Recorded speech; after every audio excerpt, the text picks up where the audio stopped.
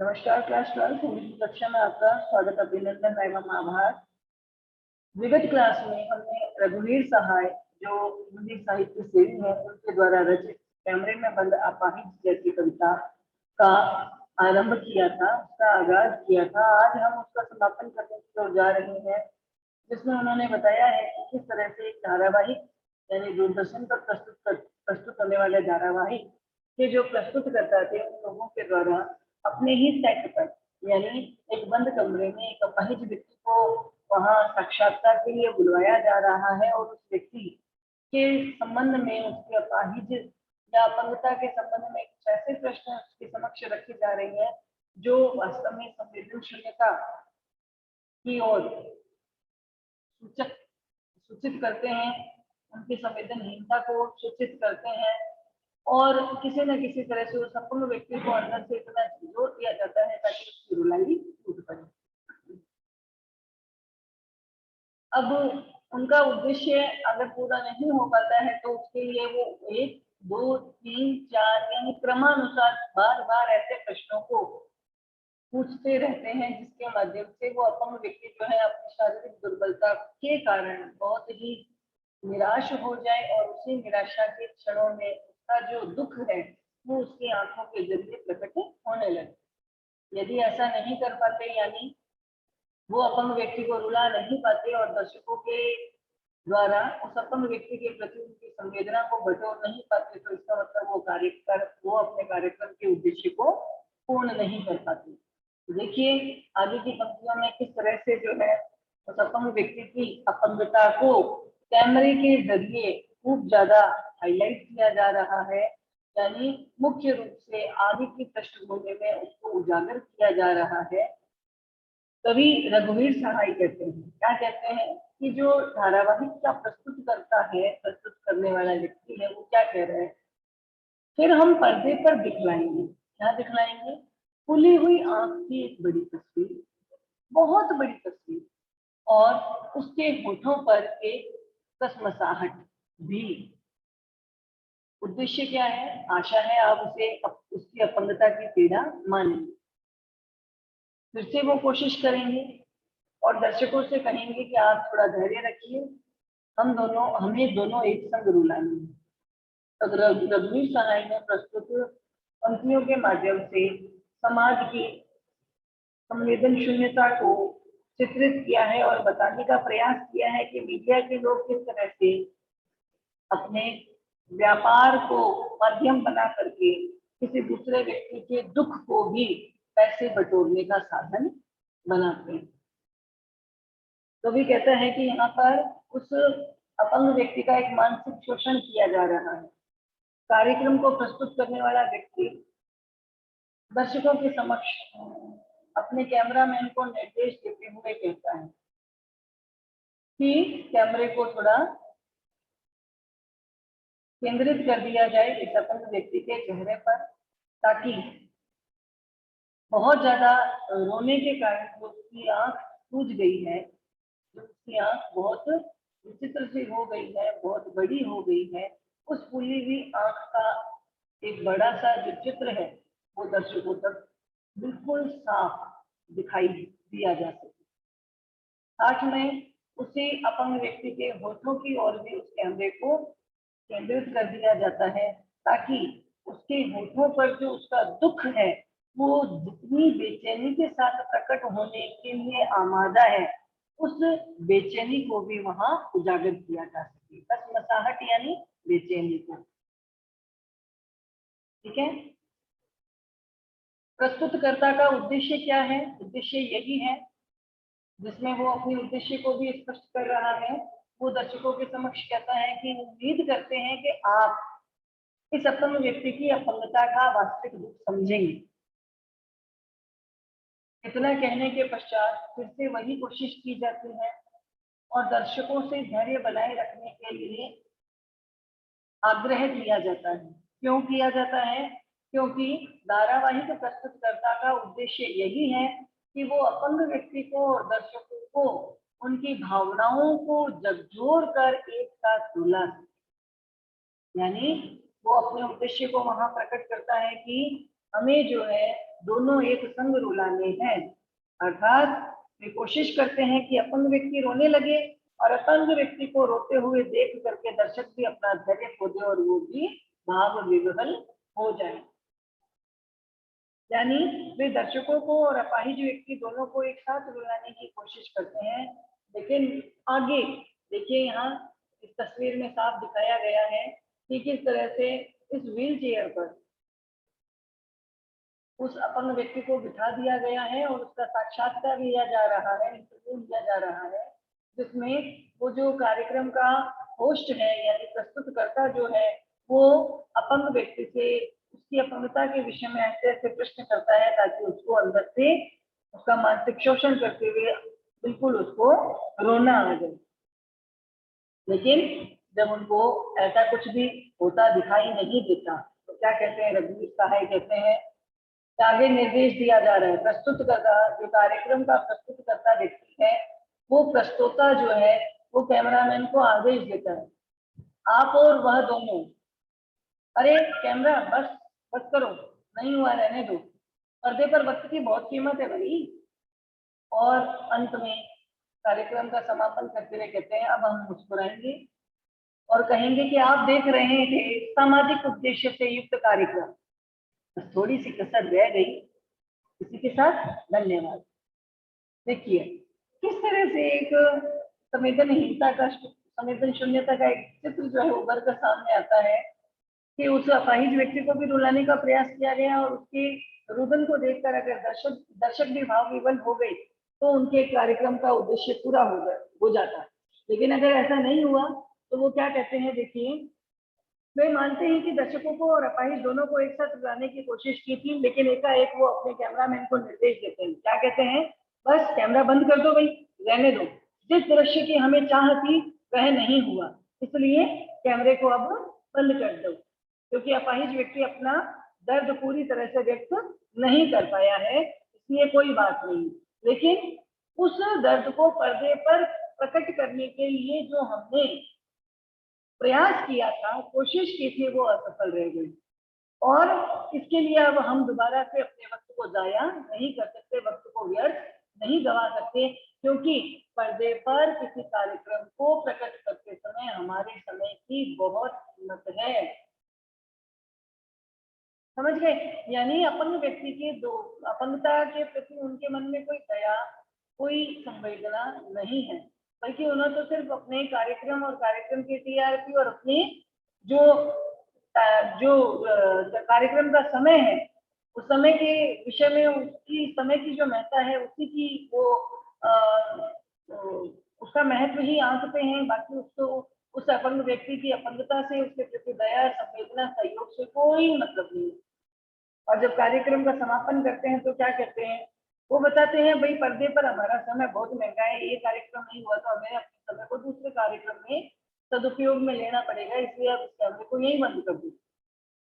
और जैसे ही कैमरा बंद होता है वहां वे सभी के सभी लोग जो इस कार्यक्रम में हैं वो सारे एक साथ मुस्कुराते हैं और मुस्कुराते हुए क्या कहते हैं, ये घोषणा करते हैं कि आप सभी दर्शक सामाजिक उद्देश्य से प्रेरित इस कार्यक्रम को देख रहे थे, इसका भरपूर आनंद उठा रहे थे, लेकिन इसमें थोड़ी सी कमी रह गई, थोड़ी सी कसर रह गई है, जिस कसर को हम अपनी अगली कड़ी में पूरा करने की कोशिश करेंगे।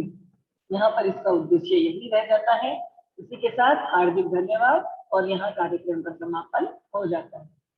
तो इस प्रकार अपाहिज की बेचैनी मीडिया के द्वारा दर्शकों को संवेदनहीनता के दृश्य को दिखा करके मीडिया में संवेदनशीलता को उजागर करना छंद मुक्तक है, गद्यात्मक स्वरूप है। अलंकारों की दृष्टि से देखो तो अगर वर्ण की आवृत्ति हो रही है तो सिर्फ अनुप्रास अलंकार है। शैली जो है कैसी है, संवादात्मक शैली, बातचीत के लहजे में इस कविता को तैयार किया गया है और कविता बहुत ही लघु आकार की है। ठीक है, तो इस प्रकार यहाँ इस कविता का उद्देश्य और इस कविता का अनुवाद दोनों होता है। अब बात आती है अभ्यास प्रश्न। अभ्यास प्रश्नों में सबसे पहला प्रश्न, क्या दिया गया है? प्रश्न दिया गया है कि कविता में कुछ पंक्तियां कोष्ठक में रखी गई है, ब्रैकेट के अंदर दी गई है। आपकी समझ से इसका क्या औचित्य है? देखिए इसमें कौन सी पंक्तियां कोष्ठक में दी गई है। कोष्ठक में दी गई पंक्तियां हैं जब वो निर्देश दे रही है, ताकि उन निर्देशों को दर्शकों तक आसानी से पहुंचाया जा सके। देखिए क्या निर्देश दे रहे हैं, कैमरामैन को कह रहे हैं कैमरा दिखाओ भाई और इसे बड़ा करो और बड़ा। हाँ, इस तरह से आगे की पंक्ति में दिया है। हम खुद अपने इशारे से बताएंगे कि ऐसा क्या है ना। यानी ये यह अवसर भी खो देंगे। ये बता रहे हैं कि किस तरह से उनकी खुद की जो संवाद है, उनकी खुद की जो बातचीत है, वो इस पुस्तक में दी गई पंक्तियों के माध्यम से चल रही है। अब वो आगे कह देते हैं कि बार बार ये प्रश्न पूछा नहीं जाएगा, और कहते हैं कि आशा है आप उसे उसकी अपंगता की पीड़ा समझेंगे। और अंत में ये कह देते हैं भाई, अब कैमरामैन को कह रहे हैं कैमरा बस रहने दो, पर्दे पर हमारे वक्त की बहुत कीमत है। और अंत में कह देते हैं हाँ भाई फिर भी हमारे कार्यक्रम में थोड़ी सी कसर रह गई है। तो इन पंक्तियों से ये पता चलता है कि मीडिया के पास संवेदनाएं है ही नहीं। इन पंक्तियों को कवि अगर नहीं लिखता तो कविता का मूल भाव स्पष्ट नहीं हो पाता। क्यों? क्योंकि ये कविता संवादात्मक शैली में लिखी गई है, बातचीत का क्रम चलता रहता है। जो कार्यक्रम का प्रस्तोता है, होस्ट जो है, वो कैमरामैन को जो निर्देश देता है, और कैमरामैन के निर्देश के साथ ही अपंग व्यक्ति को जिस तरह से हाव भाव प्रकट करने की या जिस तरह की भंगिमाएं देने के लिए निर्देश दिए जाते हैं, उन सारी बातों को इन पुस्तकों में लिख दिया गया है। इससे पता चलता है कि वास्तव में वो जो है इन कोष्ठक में दी गई बातों के माध्यम से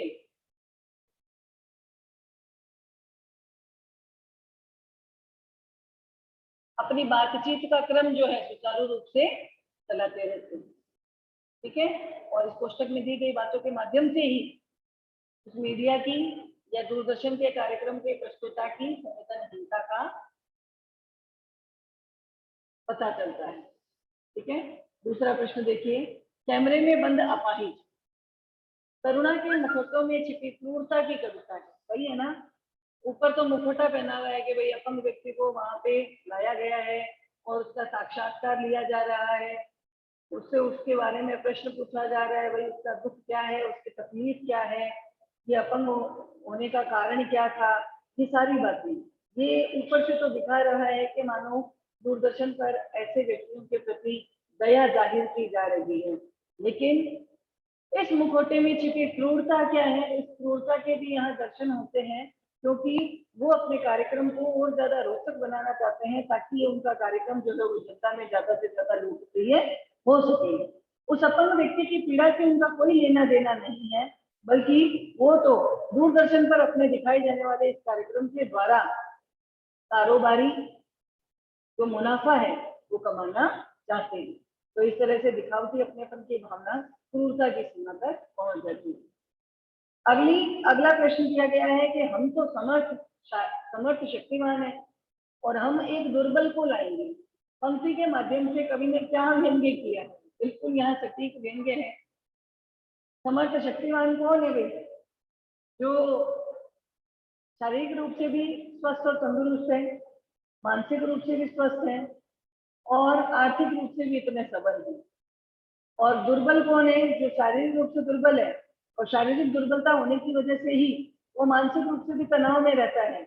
और यही कारण है कि शारीरिक और मानसिक दुर्बलताओं के कारण वो अच्छे ढंग से कुछ कमा भी नहीं पाता है। तो देखिए यहाँ कवि ने क्या व्यंग्य किया है। कवि ने व्यंग्य किया है कि जो कार्यक्रम के प्रस्तुतकर्ता लोग हैं वो बिल्कुल समर्थ और शक्तिशाली है।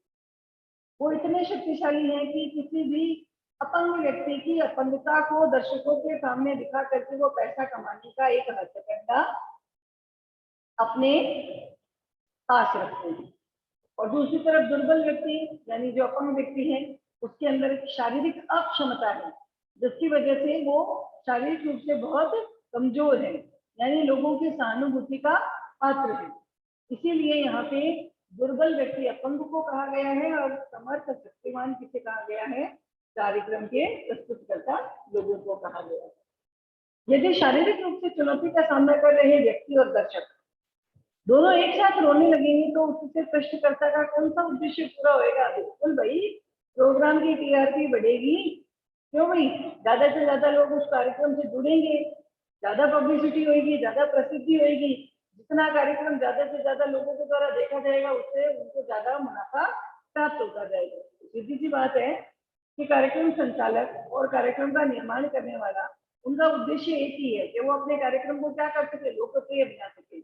यदि शारीरिक रूप से चुनौती करने वाला व्यक्ति और दर्शक अगर एक साथ ही रो जाते तो जो प्रश्न करता है उसका उद्देश्य पूरा हो जाता है कि वो अपने कार्यक्रम को हर एक व्यक्ति के हृदय तक पहुंचाना चाहता था, और उसका ये उद्देश्य पूरा भी हो जाता है क्योंकि हर एक व्यक्ति जो उसकी संवेदना, जिसकी संवेदना उस अपने व्यक्ति के साथ जुड़ जाती तो वो भी भावविभल हो जाता, रोने लगता। तो यानी कार्यक्रम की जो प्रसिद्धि है वो बढ़ जाती है, और प्रसिद्धि बढ़ने की वजह से कार्यक्रम को निर्माण करने वाले व्यक्ति को खूब ज्यादा मुनाफा प्राप्त होता है।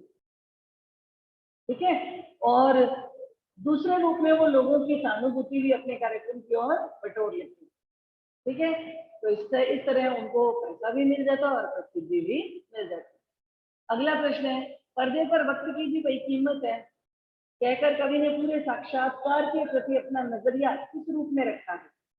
बिल्कुल सही कहा है कि अपंग व्यक्ति के साथ दर्शकों को भी रुलाना इस कार्यक्रम का एक उद्देश्य था, लेकिन इस रोने वाले दृश्य को ज्यादा समय तक दिखाना नहीं चाहते थे, क्योंकि वो ये मान रहे थे कि अपंग व्यक्ति जो है वो निराश तो हो चुका था लेकिन उसके आंखों से अश्रुधारा नहीं बही थी, और यही कारण था कि दर्शकों की संवेदना को भी वो झकझोर नहीं पाए थे। लेकिन उनका जो समय है वो इस कार्यक्रम के अलावा दूसरे कार्यक्रमों में भी बटा हुआ था, क्योंकि पर्दे पर यानी धारावाहिकों को प्रस्तुत करते समय वो अपने समय को अलग अलग कार्यक्रम के शूटिंग के लिए बांध कर रखते हैं ताकि वहां के दृश्यों को वहां पर अच्छे से कैमरे में केंद्रित किया जा सके, कैमरे में जो है अभिनय किया जा सके। तो उनको लगा कि जब वो अपने उद्देश्य की पूर्ति में सफल नहीं हो पाए हैं तो उन्होंने कहा कि अब कैमरे को बंद कर देना ही उचित रहेगा, क्योंकि हमारे समय की बहुत कीमत है, हमें अपने समय को आगे वाले दृश्यों में सदुपयोग के रूप में काम में लेना पड़ेगा, अभी समय व्यस्त करने की आवश्यकता नहीं है। तो साक्षात्कार के प्रति अपना नजरिया किस रूप में रखा है कवि ने बताया है कि समय और पैसे की बर्बादी वो करना ही नहीं चाहते, क्योंकि उनके पास अपन ने कक्षा 9 में पढ़ा था दुख का अधिकार है ना, लोगों के पास समय ही नहीं है कि वो दूसरों के दुख में दुखी हो सके। कक्षा 10 में पढ़ा था कहाँ है दूसरों के दुख में दुखी होने वाले, टाइम ही नहीं है किसी के पास। उसी तरह से पर्दे पर भी वक्त की बहुत कीमत है। क्यों? क्योंकि पर्दे पर जो कार्यक्रम को प्रस्तुत करने वाले व्यक्ति हैं वो अपने व्यक्ति के साथ साथ दर्शकों को भी रुलाना चाहते थे, लेकिन इस रोने वाले दृश्य को ज्यादा देर तक वो दिखाना नहीं चाहते थे, क्योंकि ऐसा करने से उनका समय जो है वो क्या हो जाएगा, बर्बाद हो जाएगा। इसलिए उन्होंने कैमरे को वहीं बंद करने के लिए निर्देश दिया और बताया कि हमारे पास तो समय की बहुत कीमत है और इसी समय को हम अपने अन्य कार्यक्रमों के अंदर सदुपयोग करेंगे। अब बात आती है कविता के आसपास के प्रश्न। यहाँ पर शारीरिक रूप से चुनौती कर रहे किसी मित्र या किसी भी व्यक्ति का परिचय आपको करवाना है तो कैसे करवाओगे? सामाजिक उद्देश्य से युक्त ऐसे कार्यक्रम को देखकर आपको कैसा लगेगा? या फिर यदि आप इस कार्यक्रम के दर्शक हैं तो टीवी पर ऐसे सामाजिक कार्यक्रम को देखकर एक पत्र में अपनी प्रतिक्रिया लिख करके निदेशक को भेजें। तो ये औपचारिक पत्र है, औपचारिक पत्र का ये एग्जाम्पल आप करना चाहें कर सकते हैं। मेरा उद्देश्य है सिर्फ ये एक साक्षात्कार आपको पढ़वाना, ताकि अभिव्यक्ति और माध्यम की जो बुक है उसके अंदर साक्षात्कार लेना भी एक विधा माना जाता है, और उस साक्षात्कार को लेने के पश्चात आप उस साक्षात्कार को लिखित रूप में किस तरह से अंकित करते हैं वो भी एक विधा है, तरीका है। तो चलिए, बुधिया नाम का एक बिहार का व्यक्ति है, शारीरिक रूप से वो भी अपंग है, विकलांग है, तो उसका एक साक्षात्कार कैसे लिया गया? देखो, बताया गया उम्र 5 वर्ष, संपूर्ण रूप से विकलांग, लेकिन फिर भी दौड़ गया 5 किलोमीटर। सुनने में तो थोड़ा अजीब लगता है, लेकिन ये कारनामा कर दिखाया है पवन ने। बिहारी बुधिया के नाम से प्रसिद्ध पवन जन्म से ही विकलांग है, उसके दोनों हाथ का पुलवा नहीं है, यानी आगे का जो भी हिस्सा है जबकि पैर में सिर्फ एडी ही है, पंजा विकसित नहीं हुआ। पवन ने रविवार को पटना के कारगिल चौक में सुबह 8:40 पर दौड़ना शुरू किया। डाक बंगला रोड, तारामंडल, आर ब्लॉक होते हुए पवन का सफर 1 घंटे बाद शहीद स्मारक पर जाकर खत्म हुआ। पवन द्वारा तय की गई इस दूरी के दौरान उम्मीद स्कूल के तकरीबन 300 बच्चे साथ दौड़कर उसका हौसला बढ़ा रहे थे। सड़क के किनारे खड़े दर्शक ये देख करके आश्चर्यचकित थे कि किस तरह से एक विकलांग बच्चा पूरे जोश और उत्साह के साथ दौड़ता चला जा रहा है। जहानाबाद जिले का रहने वाला पवन नवरसना एकेडमी बेउर में कक्षा 1 का छात्र है। असल में पवन का सपना उड़ीसा के बुधिया जैसे करतब दिखाने का है। कुछ माह पूर्व बुधिया जो 65 किलोमीटर खुद दौड़ चुका था, लेकिन बुधिया पूरी तरह से स्वस्थ है, जबकि पवन पूरी तरह से विकलांग है। पवन का सपना कश्मीर से कन्याकुमारी तक की दूरी जो है पैदल तय करने का है। ये साक्षात्कार कब लिया गया? 9 अक्टूबर 2006 को। किस पत्रिका के द्वारा? हिंदुस्तान पत्रिका के द्वारा। तो हिंदुस्तान पत्रिका के पत्रकार के द्वारा जो साक्षात्कार लिया गया, तो उन्होंने पत्रिका के संपादक को आभार सहित अपना धन्यवाद ज्ञापित किया। तो ये हुआ साक्षात्कार का एक उदाहरण। पहले यहाँ पे देखो इंट्रोडक्शन दे दिया उसका, कैसा है, किस उम्र का है, क्या कारनामा किया था, है ना। फिर उसकी विकलांगता और अपंगता को दर्शाया गया। फिर ये जो घटना घटित हुई, किस तरह से उसने कहाँ तक का जो फासला था उसको तय किया, ये सारी चीज जो है यहाँ पर मेंशन की गई है।